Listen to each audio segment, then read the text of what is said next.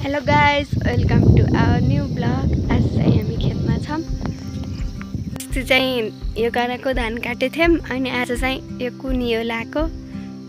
अब निनसँग टिको लाउन हुन्न अरे के तिहारको, त्यही भएर भाइलोमा भाइले घाँस काट्दै मेस्सीको फ्यान हुन् भाइ, डाइहट फ्यान। भाइ यता हेर्न हाई भन्दैन त्यो लाज मान्नु। त बाबा हुनुहुन्छ घाँस काट्दै हुनुहुन्छ।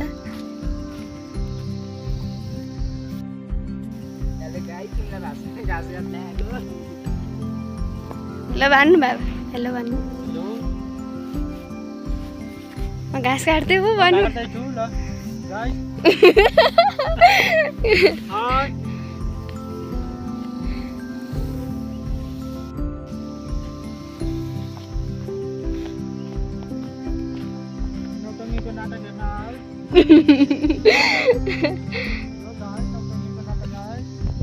को नौटंगी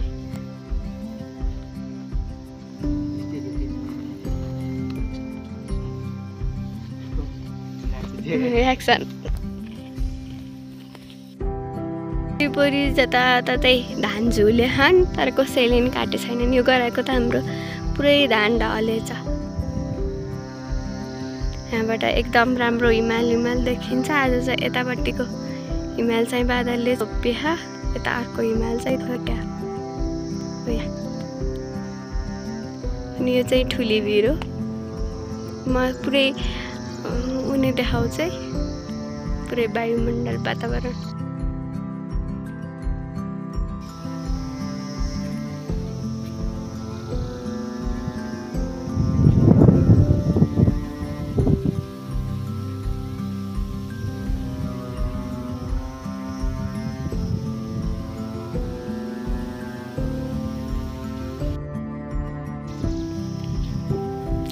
यो चाहिँ हाम्रो बिउ राख्ने घर हो। यता आधा चाहिँ हामीले पहिल्यै धान रोपेको थियौँ कि, अनि पाको अनि काट्यौँ।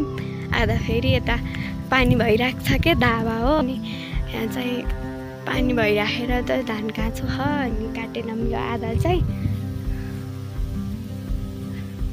अनि यहाँ चाहिँ कुलोमा पानी भइरहेको छ क्या, अनि सानोमा हामीले माछा छोप्थ्यौँ। अहिले पनि माछा छन् कि छैनन् खोजौँ है त।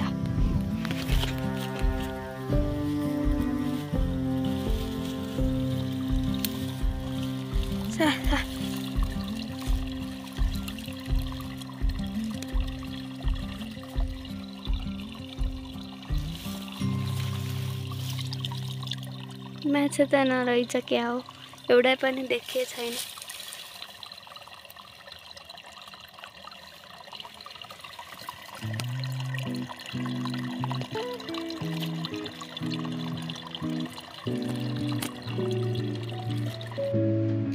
हाम्रो यहाँ खेतबारीमा नि जति पनि तरकारीहरू फलेको हुन्छ कि, यहाँ निउरो रहेछ। अब मासु खाने बेलामा के निउरो टिप्नु भनेर नटिपेको यति धेरै रहेछ। अब त टिप्न पर्यो थोरै थोरै। यहाँ कर्कलो पनि छ, कति धेरै निउरो छ। निउरो कुरिलो कति धेरै पाइन्छ कि।